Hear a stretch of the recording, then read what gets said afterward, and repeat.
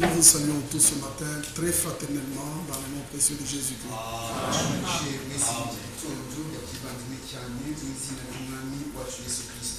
Nous avons la joie de nous joindre à cet événement heureux.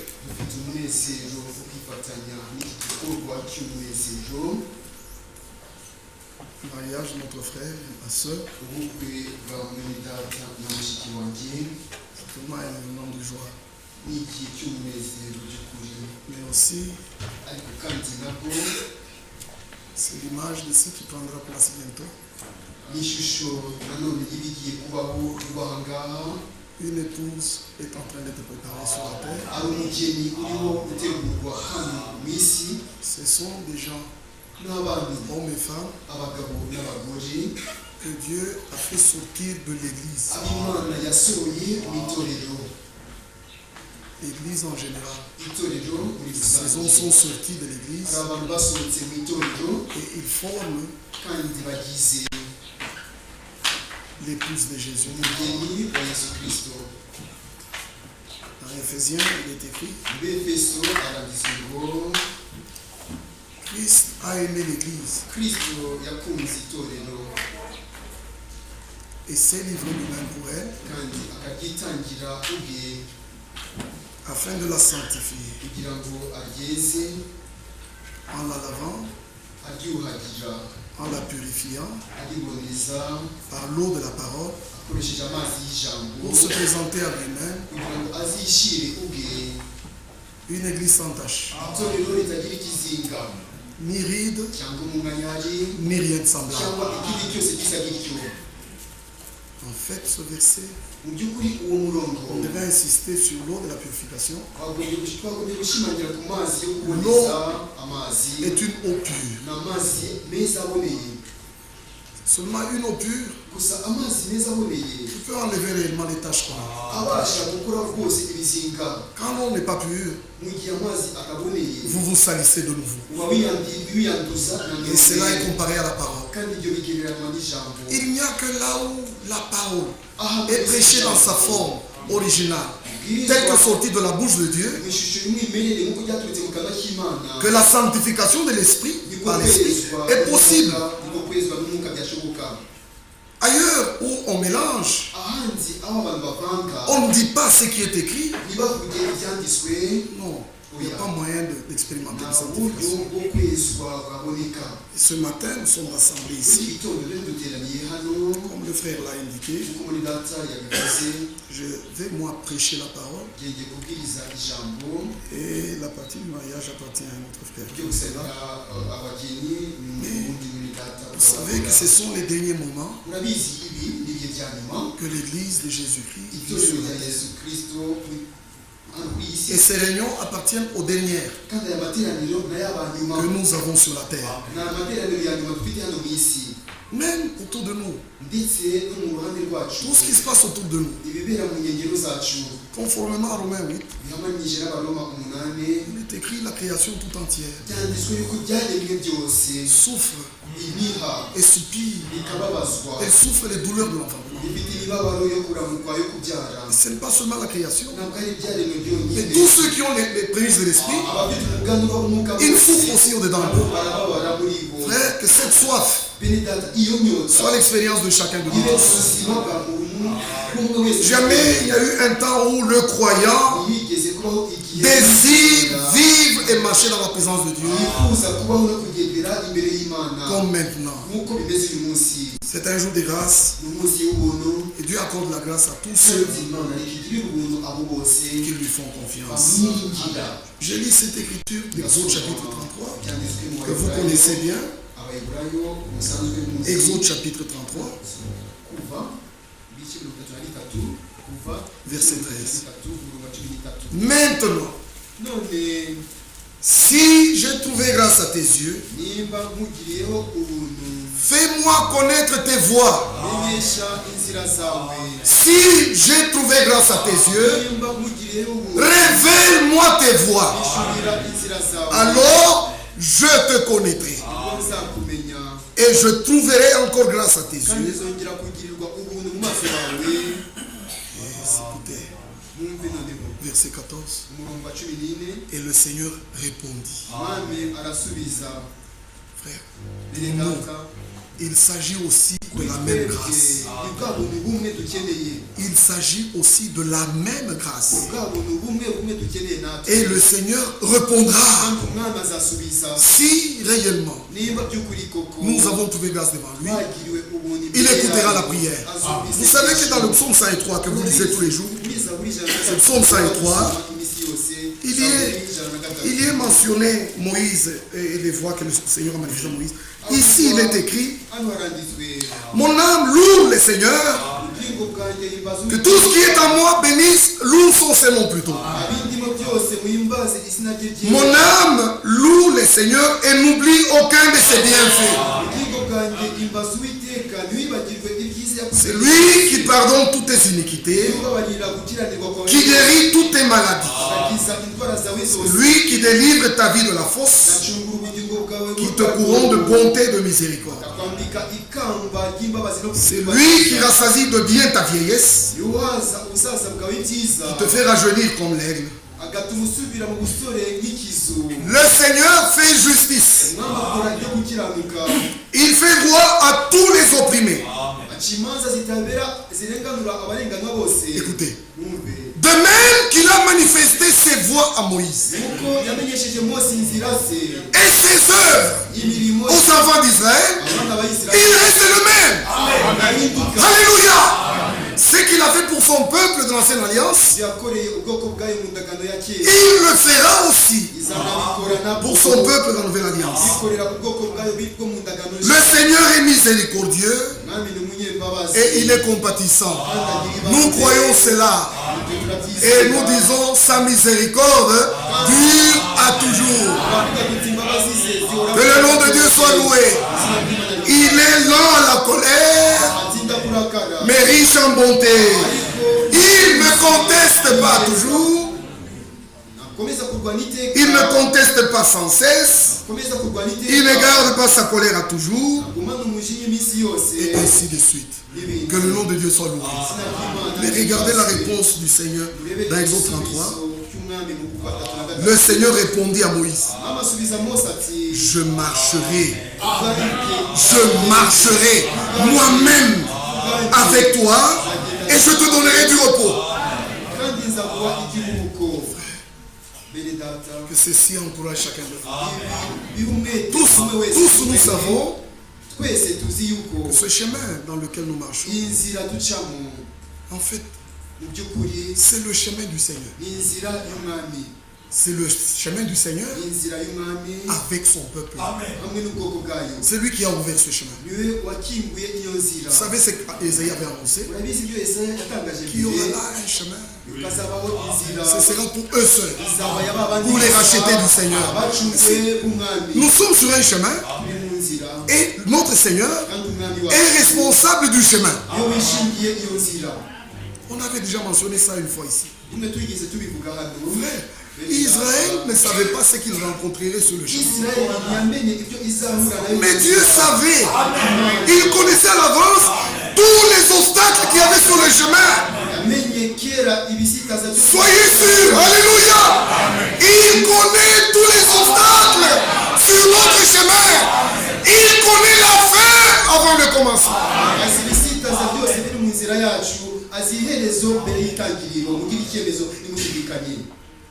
Moïse les a amenés. Ils sont sortis. Après avoir mangé l'agneau, ils sont sortis. Pas un seul oncle n'est resté. C'était une délivrance totale.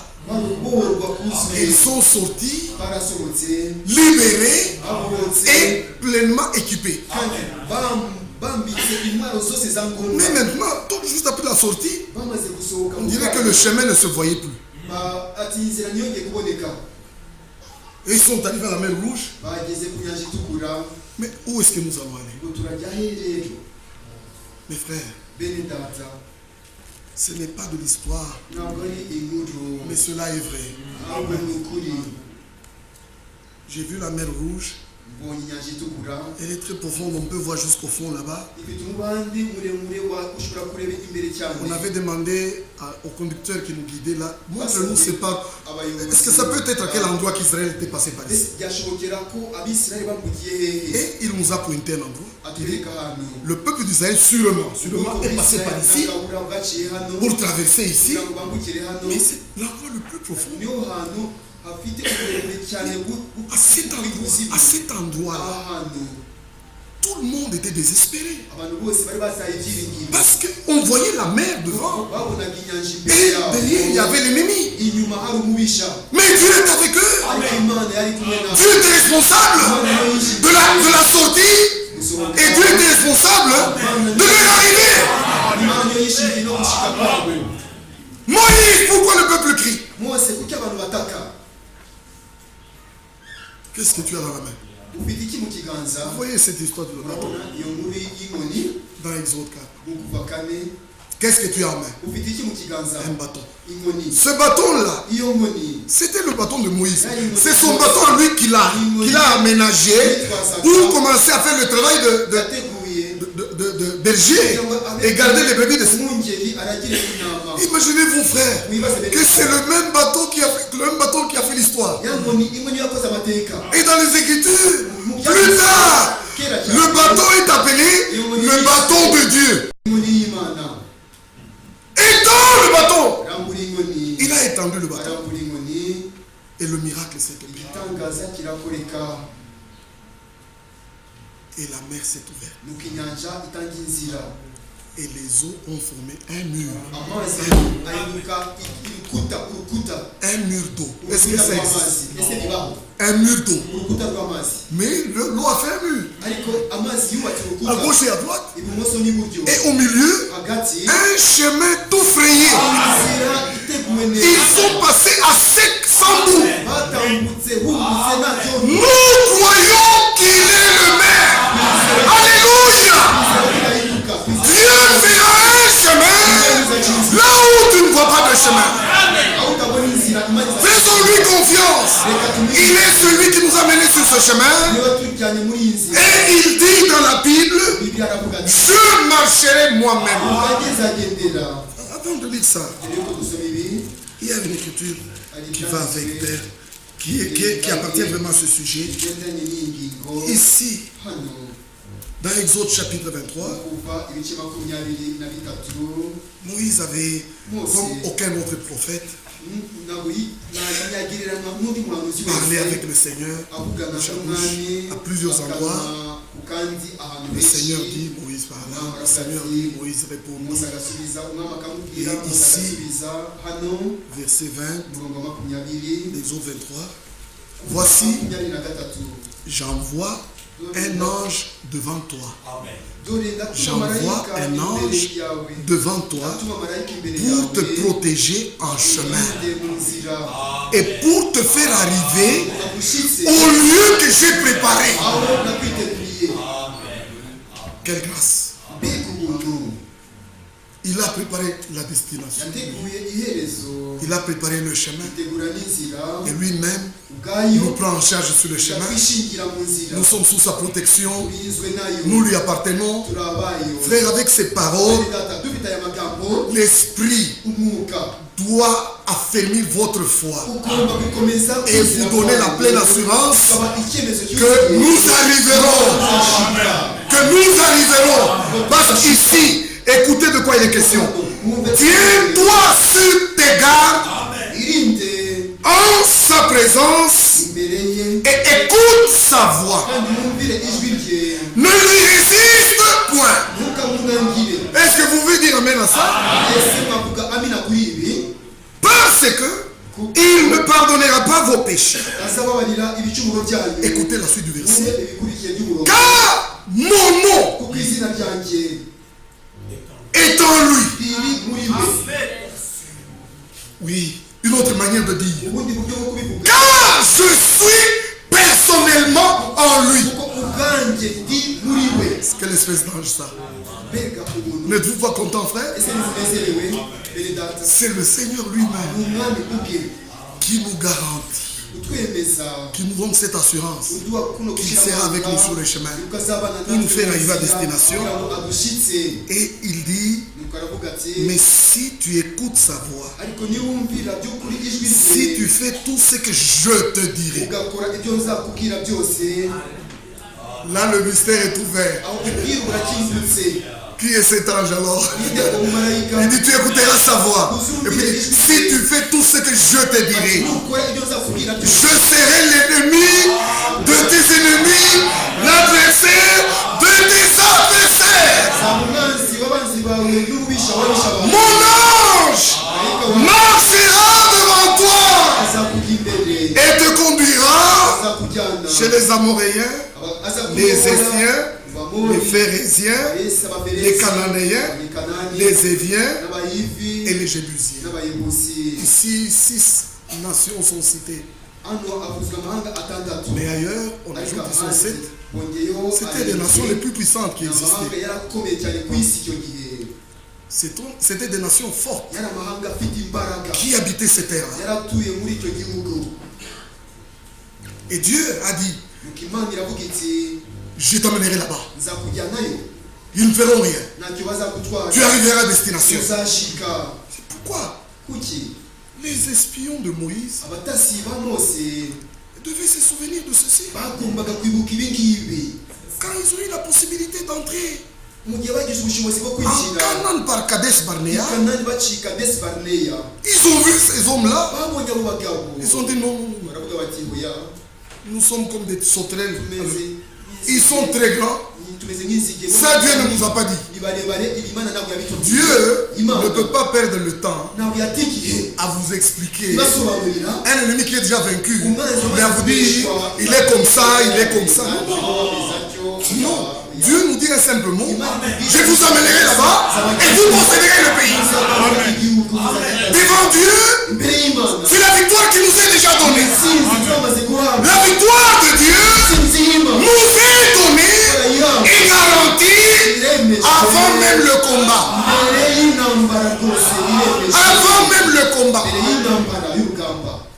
Frère, si vous allez dans le Nouveau Testament, il y a des choses fantastiques. Regardez, vous qui êtes venus ce matin, que pensez-vous que Jésus est venu faire? Je vous dis, il est venu pour accomplir l'œuvre de Dieu, la rédemption, le salut, et c'est déjà fait. Je vous le dis, avec cette Bible en main, c'est déjà fait.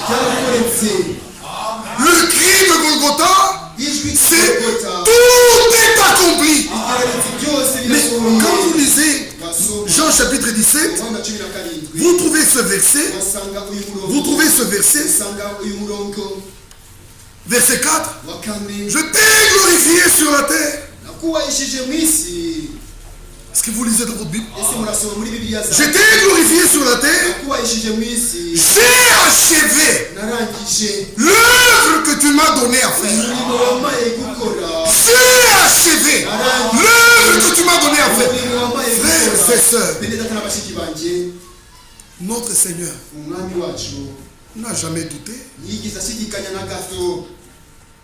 qu'il y en aura qui manqueront. Non, dans les Écritures, on a dit tout ce que tu m'as donné. Je n'ai perdu aucun. Aucun n'est perdu. Si ce n'est le fils de la rébellion, afin que l'Écriture soit accomplie. Mais sinon, ceux qui sont destinés au salut sont sauvés. Je le dis ce matin. L'œuvre est accomplie. C'est achevé. L'œuvre que tu m'as donnée de faire. Dans les Colossiens, Paul montre le plan, le dessein, ce que Dieu a voulu faire. Et tout de suite après, il montre que cela a eu lieu. Cela est arrivé. Quand vous lisez dans les Colossiens, Peut-être vous lisez rapidement, mais sans faire attention. Mais regardez le verset 20. Vous voyez le chapitre 1. Il parle du Fils, n'est-ce pas? Il parle du Fils. Ici, il est écrit, verset 20, il a voulu. C'était le dessein éternel de Dieu, le plan de Dieu, de tout réconcilier par lui avec lui-même. C'était ça le plan, c'était ça le dessein. Le mot employé ici, il a voulu. Mais le verset 21, et vous qui étiez autrefois étrangers et ennemis par vos pensées et par vos mauvaises œuvres, il vous a maintenant réconciliés. Ce qui était le dessein est devenu réalité. Est-ce que vous le voyez? Croyez-vous cela? Croyez-vous dans la réconciliation? Frère, ici c'est dit au verset 20, il a voulu par lui tout réconcilier avec lui-même, tant ce qui est sur la terre que ce qui est dans les cieux, en faisant la paix par lui. Amen. Par le sang de la croix.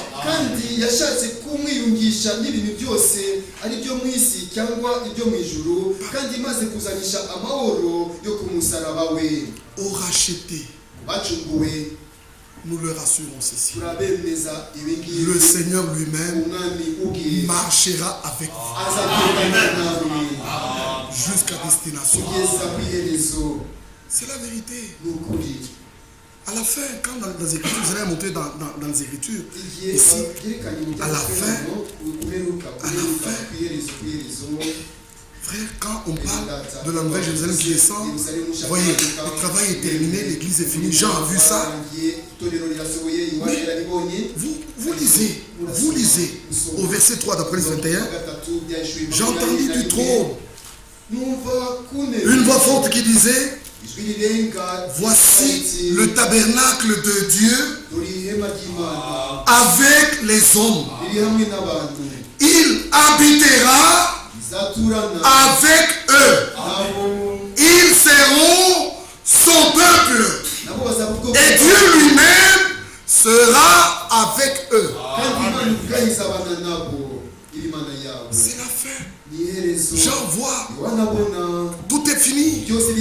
L'église descend du ciel. Mais avant que tu lises ce verset, nous devons ramener. Nous devons aller à ce que Dieu fait aujourd'hui. Nous devons aller à ce que Dieu fait aujourd'hui. Ce que Dieu fait aujourd'hui, le message du temps de la fin, sont résumés. Et dans 2 Corinthiens 6, il n'y a pas de rapport entre le fidèle et l'infidèle. L'assemblée dit Amen. Il n'y a pas de rapport entre la lumière et les ténèbres. Quand la lumière vient, les ténèbres sont chassées. Et le vrai croyant dira, Seigneur, éclaire mes ténèbres. Je veux vivre dans ta lumière. Que tout ce qui est ténèbres en moi soit dissipé. Que Dieu vous bénisse tous. Ce n'est que quand la vraie lumière vient. N'est-ce pas que notre Seigneur a prêché sur cela? Il disait, si ton œil est en bon état, tout le corps est éclairé. Tu marches bien. Mais si l'œil n'est pas en bon état, tu es dans le ténèbre. Tu marcheras en tâtonnant. C'est ce que ce verset dit. Il continue en disant, si c'est que toi tu appelles lumière, ta lumière à toi, ta lumière est ténèbre. Vous voyez ça? Et les gens pensent que nous méprisons les églises, nous méprisons les gens. Non, non. Nous sommes sérieux avec la parole. La lumière, c'est seulement la parole de Dieu révélée. Révélée. Alors elle t'éclaire. Mais ce que les églises ont, c'est quoi? Ce qu'eux appellent lumière, c'est quoi? Ils ont mélangé. À la parole, on a mis aussi la tradition. On garde aussi la tradition. On garde aussi certaines choses qui sont sur la terre maintenant, qui sont du siècle présent, tu vois. Et c'est un mélange de tout ça. Ce n'est pas la lumière. 2 Corinthiens chapitre 6. 2 Corinthiens chapitre 6. 2 Corinthiens chapitre 6. Verset 15. Quel accord y a-t-il entre Christ et Bélial? Quelle part a le fidèle avec l'infidèle? Y a-t-il de rapport? Non. Mon frère et ma soeur. Quel rapport y a-t-il entre le temple de Dieu et les idoles?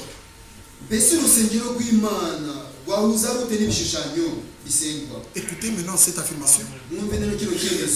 Aux croyants, cette affirmation, Paul dit par le Saint-Esprit, car nous sommes le temple du Dieu vivant, comme Dieu lui-même l'a dit. Et qu'est-ce qu'il a dit? J'habiterai et je marcherai au milieu d'eux. Je serai leur Dieu et ils seront mon peuple.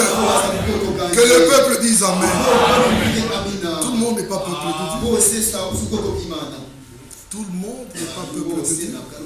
Il y a un appel qui va sur la terre, le dernier, dans notre génération, qui est ce message du temps de la fin. C'est le dernier appel parmi les nations. Dieu appelle son peuple à sortir. Celui qui n'est pas peuple de Dieu n'est pas concerné. Regardez l'image. Regardez l'image. Dans le dernier chapitre de 2 Chroniques, dans le premier chapitre, l'édit du roi, le roi païen là, il a fait un édit qu'il a publié par le Dieu qui a fait le ciel et la terre m'a donné la force. J'ai vaincu Babylone. Et ce Dieu-là m'a ordonné de lui rebâtir sa maison qui est à Jérusalem, en Judée. Maintenant, l'édit dit, qui d'entre vous est de son peuple? C'est pas tout le monde. Et ici nous disons, qui d'entre vous est de son peuple? Qu'il se sépare, qu'il sorte de tout ce qui n'est pas parole de Dieu, qu'il revienne à Dieu et à sa parole. Et alors Dieu marchera avec toi. Que l'assemblée dise Amen. Nous voulons le faire. Nous voulons vraiment le faire. Et notre prière est, comme c'est écrit dans le psaume 86, Seigneur Dieu, si j'ai trouvé grâce, montre-moi tes voies, montre-moi tes sentiers. Je ne veux pas marcher dans n'importe quel chemin. Dieu l'accordera. Déjà la prédication, c'est la réponse de Dieu. C'est la réponse de Dieu. Celui qui a trouvé grâce, Dieu ne multiplie pas la richesse qu'il a. Celui qui a trouvé grâce ne parle pas de la prospérité. Oh, j'ai la bonne santé. Oh, j'ai réussi dans tout ce que j'ai fait. Cet évangile, celui qui a trouvé grâce, Dieu l'amène à connaître ses voies et à le connaître personnellement. Si tu as trouvé grâce, Dieu se révèle à toi et il se fait connaître à toi. Voyez, frères et sœurs, c'est écrit ici dans la Bible que nul l'a vu, Dieu nul l'a vu, il est esprit et personne ne peut le voir. Nul l'a vu et nul ne peut le voir. Il habite cette plénitude d'esprit, de vie, de lumière. Mais Dieu n'est pas resté caché. Il n'est pas resté inconnu. Ce Dieu qui habitait plénitude d'esprit de vie est sorti de là et a donné la révélation de lui-même, de qui il est, de tout ce qu'il veut faire, même de son nom. Alors ceux qui reçoivent la grâce, ils connaissent Dieu personnellement. Ils connaissent Dieu personnellement. Si tu as trouvé grâce, ce n'est pas l'église qui te garantit. C'est le lien que tu as avec Dieu qui est tout ton bonheur. Tu diras, qu'on ferme l'église aujourd'hui, qu'on nous disperse, c'est trop tard. Moi et Dieu, déjà réconciliés, je sais où il est et lui sait où je suis. Alléluia. Nous voulons maintenant que Dieu nous amène à cette expérience.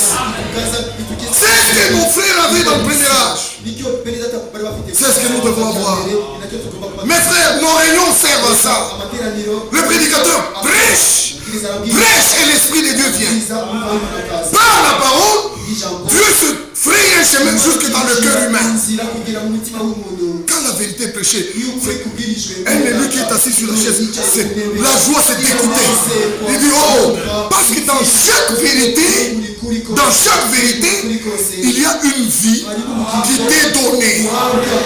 Le prédicateur s'en va chez lui, les frères et sœurs s'en vont chez eux, mais tu as reçu quelque chose, tu t'en vas chez toi avec le trésor de la parole et l'esprit commence à agir en toi.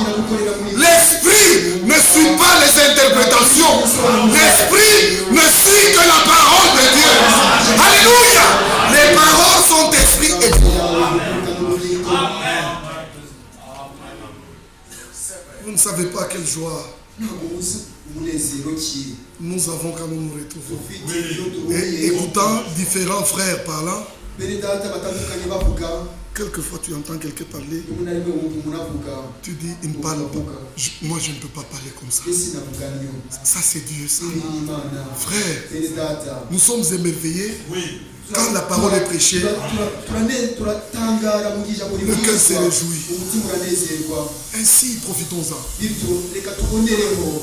Jésus disait en son temps, marchez, marchez, pendant que vous avez la lumière. Car la lumière est parmi vous pour un peu de temps. La nuit vient. Personne ne travaillera. Est-ce que vous entendez ça? Les réunions sont importantes.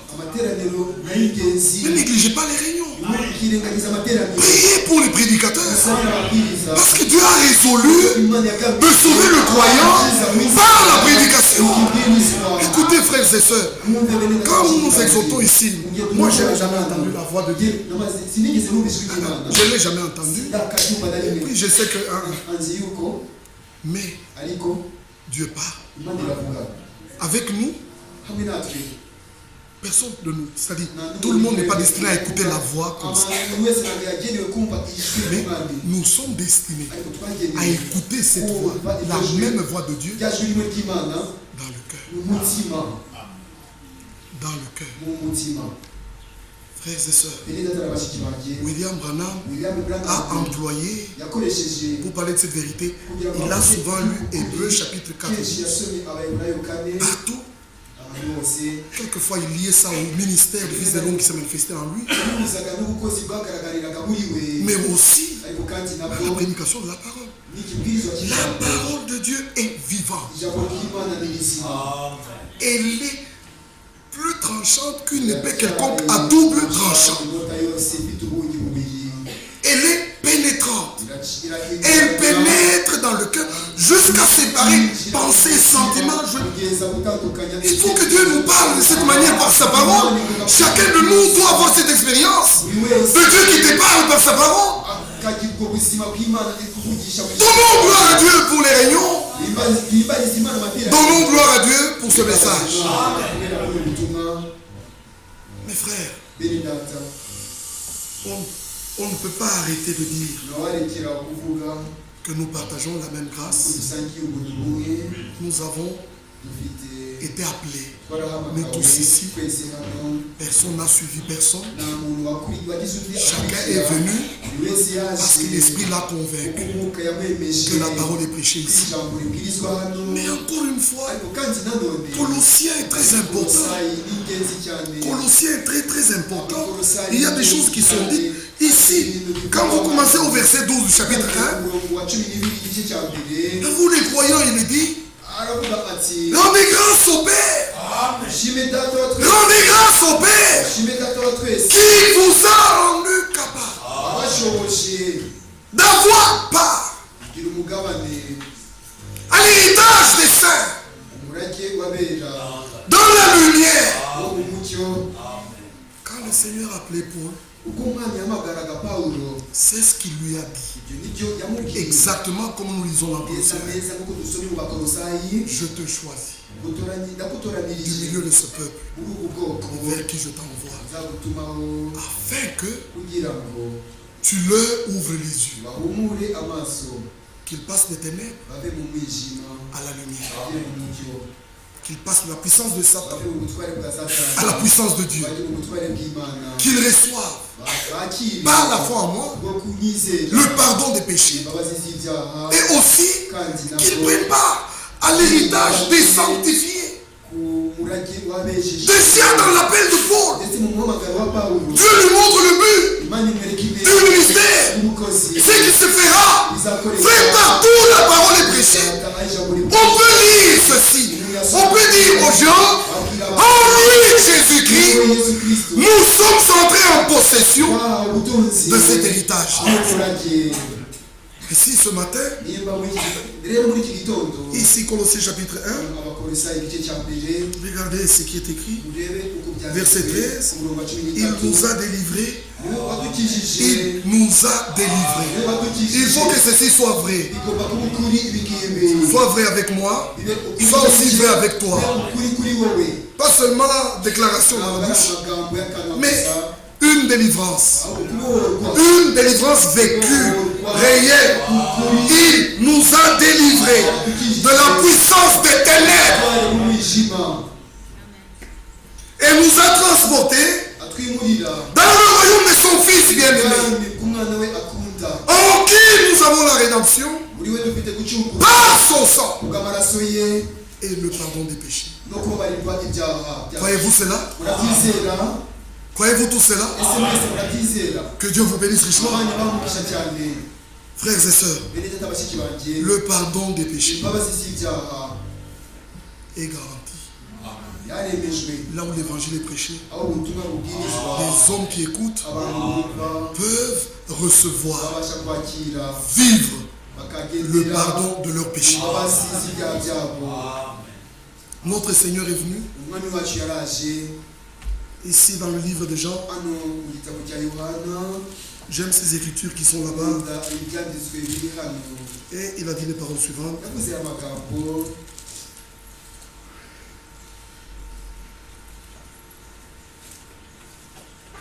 Verset 30 de Jean chapitre 8. Comme Jésus parlait ainsi, plusieurs crurent en lui. Et il dit aux Juifs qui avaient cru en lui: si vous demeurez dans ma parole. Vous entendez ça? Pendant la semaine, les prédicateurs ont mentionné ça. Votre frère Élie est allé dans un Jean et vous a montré comment il faut demeurer dans la parole. Et ici, il dit: si vous demeurez dans ma parole, vous êtes vraiment mes disciples. Vous connaîtrez la vérité et la vérité vous affranchira. Nous répétons: vous connaîtrez la vérité et la vérité vous rendra libre. Alléluia. Il répondit: nous sommes la postérité d'Abraham. Nous ne fûmes jamais esclaves de personne.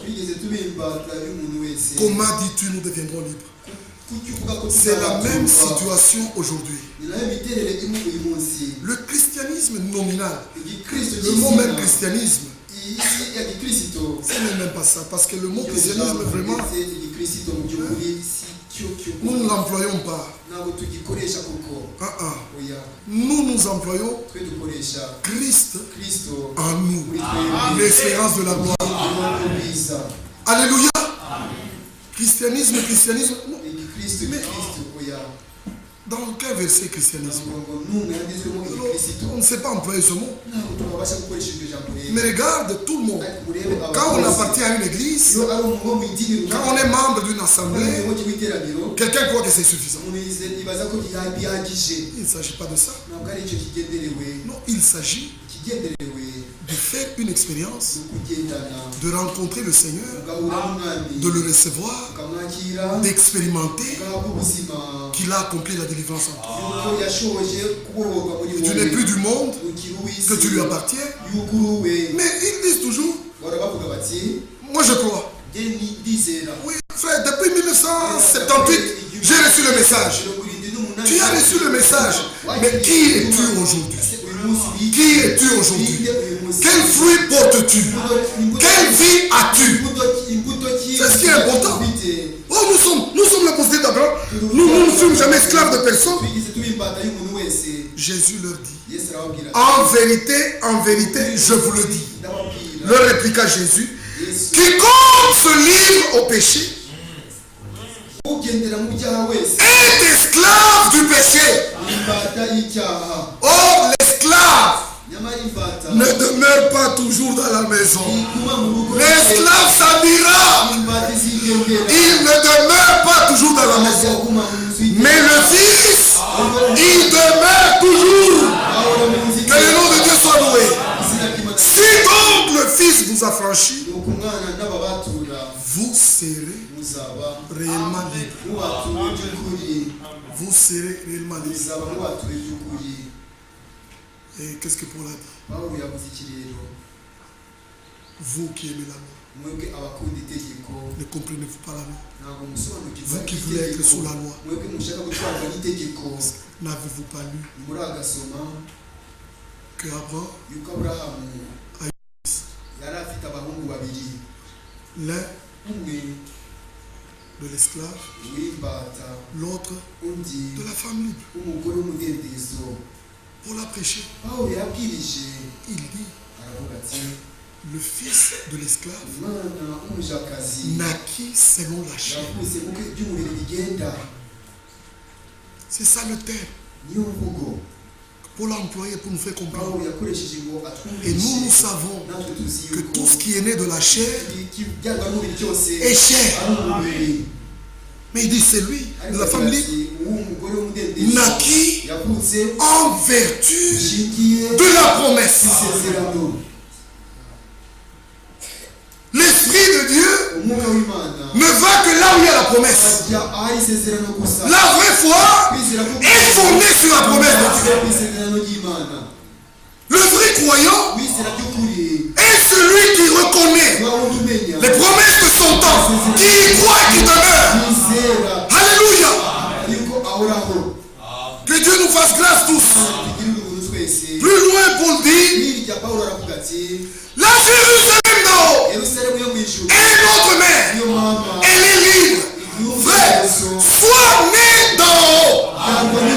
Sois né de l'esprit et de la parole. L'ange est venu à Marie.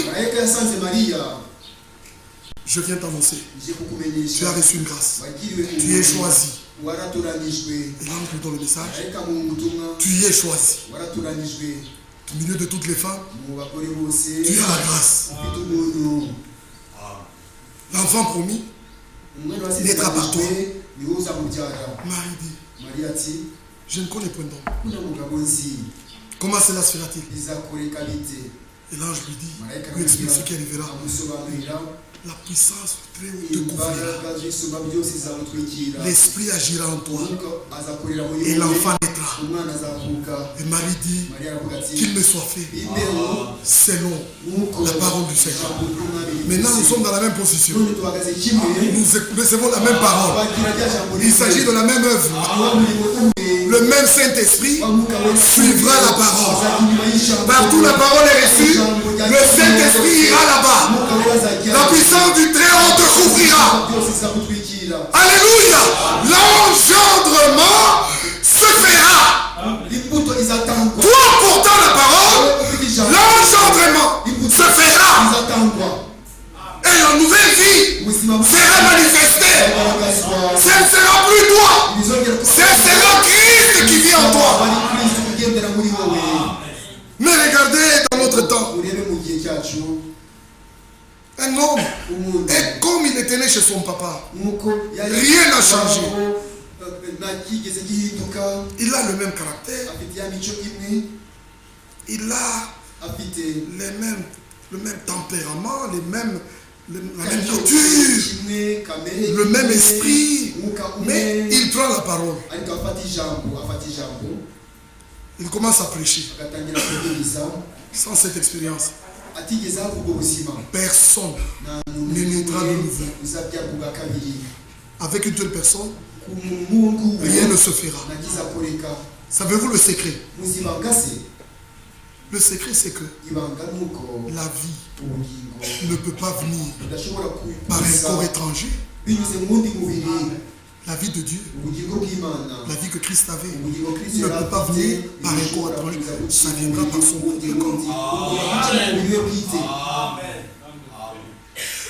Les enfants de Mukaya viendront par Mukaya. Si mon frère va chez ma femme et me donne les enfants, ce ne sont pas mes enfants. Et notre Dieu fait la même chose. La vie vient au travers du corps. Avant de prêcher le salut, Dieu sauve celui qui prêche. Avant de prêcher la nouvelle naissance, Dieu donne la nouvelle naissance à celui qui la prêchera. Avant de prêcher le pardon, Dieu donne le pardon à celui qui le porte. Alléluia. Que Dieu bénisse sa parole. Ainsi, frères et sœurs, vous comme Isaac, pour vous frères comme Isaac, vous êtes les enfants de la promesse. Croyez-vous cela? Que le nom de Dieu soit loué. Que le nom de Dieu soit vraiment loué. Colossiens. Regardez, frères. Colossiens chapitre 1, verset 24. Je me réjouis maintenant dans mes souffrances pour vous. Ce qui manque aux souffrances de Christ, je l'achève en chair pour son corps, qui est l'Église. C'est d'elle que j'ai été féministe. Selon la charge que Dieu m'a donnée auprès de vous, afin que j'annonce pleinement la parole de Dieu, le mystère caché de tout le temps, dans tous les âges, mais révélé maintenant à ses saints. Révélé maintenant, mystère caché de tout le temps dans tous les âges, mais révélé maintenant à ses saints. Dieu a voulu leur faire connaître la glorieuse richesse de ce mystère parmi les païens.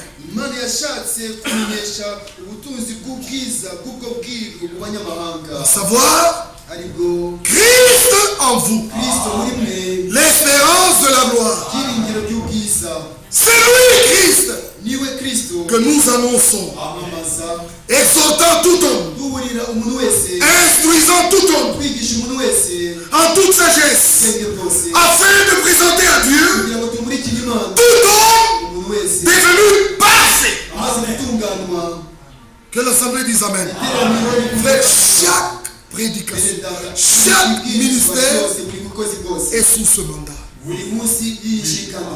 On ne prêche pas pour seulement avoir un groupe. On ne prêche pas pour avoir seulement des gens qui viennent et avoir une caisse pleine d'argent. On ne prêche même pas pour nous-mêmes.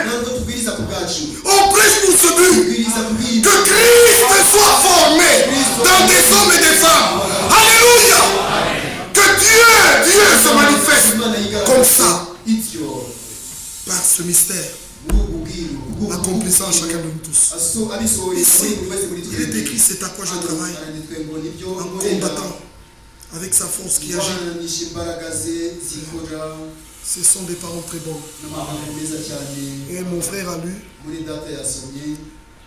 Nous sommes tous des enfants. En réalité,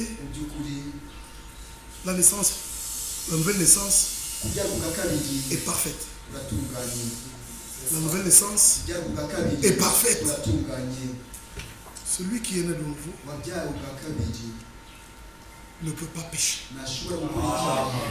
Il ne peut pas pécher contre la sémence. Impossible. Le lien avec la parole est établi. Il vit de la parole. Il marche dans la parole. Tout c'est la parole. Il est lui-même né.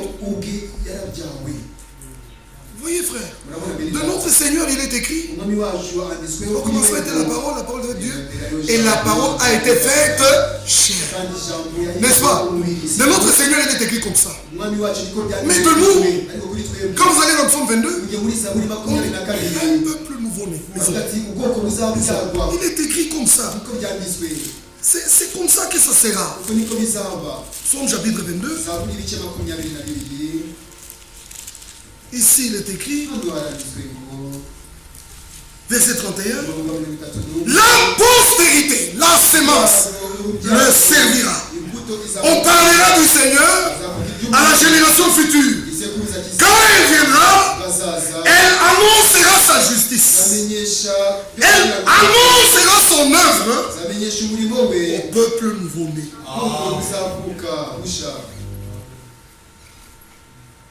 Elle annoncera sa postérité qu'il a accompli cela. C'est vrai. C'est vrai. Vous voyez, dans Ésaïe 42, quand il est parlé de l'œuvre, j'ai achevé ton œuvre, et il est parlé du plan du salut. Dans Ésaïe 42, il est décrit ce qu'il fera. Il est décrit que l'œuvre de Jésus devait achever. Ésaïe chapitre 42. Voici mon serviteur que je soutiendrai, mon élu en qui mon âme prend plaisir. J'ai mis mon esprit sur lui. Il annoncera la justice aux nations. Écoutez ça. Il ne criera point. Il ne lèvera point la voix. Il ne la fera point entendre dans les rues. Il ne brisera point le conduit cassé.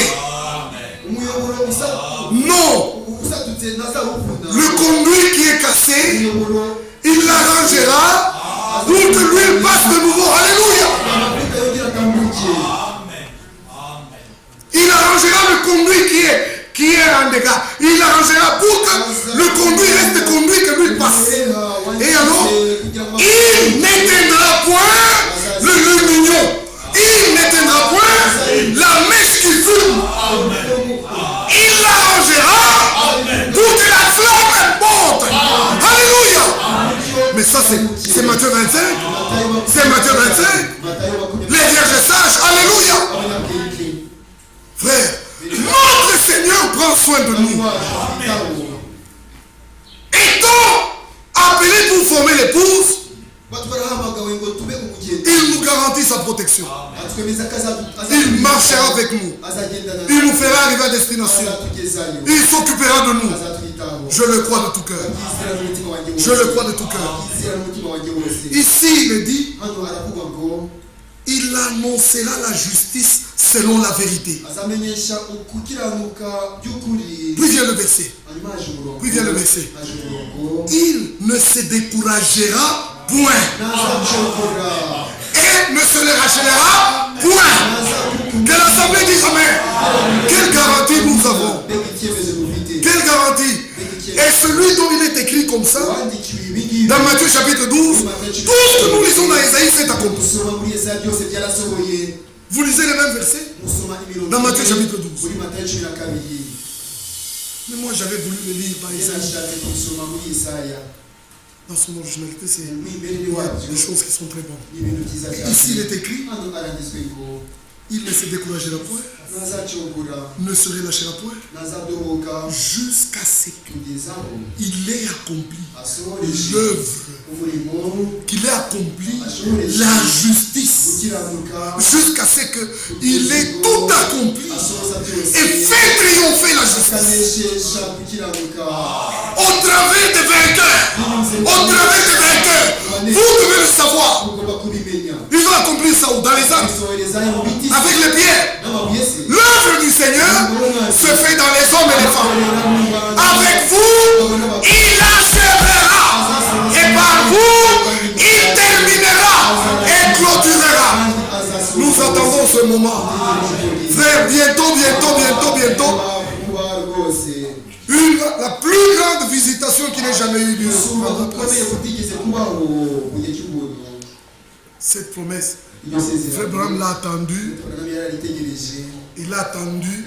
Ce n'est pas arrivé les morts. Toutes les visions qu'il a vues, comme la vision de la tente là. Les branhamistes et les tonnelistes, aux visions de la tente, maintenant nous leur disons, où est-ce que cette vision s'est accomplie? Parce que